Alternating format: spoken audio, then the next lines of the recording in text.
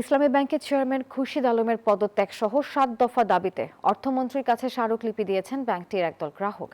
এর আগে বুধবার সকাল ১১টায় রাজধানীর দিলকুশায় ইসলামী ব্যাংক টাওয়ারের সামনে অবস্থান কর্মসূচি শুরু করেন আন্দোলনকারী গ্রাহকরা। আর এ সময় সচিবালয় অভিমুখে যাত্রা করলে পল্টন এলাকায় পুলিশের বাধার মুখে পড়েন তারা। এরপর সেখানেই অবস্থান নিয়ে বিক্ষোভ করেন। পরে ১০ সদস্যের একটি প্রতিনিধি দল সচিবালয়ে অর্থমন্ত্রীর কাছে স্মারকলিপি জমা দেন।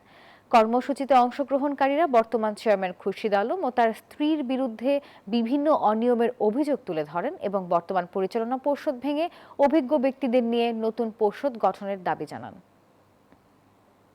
Bashundhara public school and college ২০২৬ শিক্ষাবর্ষে ভর্তি চলছে। গ্রাহকরা আতঙ্কিত এবং গ্রাহকরা নিজেরা তাদের টাকা তুলে নিচ্ছে, ফলে ব্যাংকটা এখন আবার একটা সংকটের দিকে যাচ্ছে।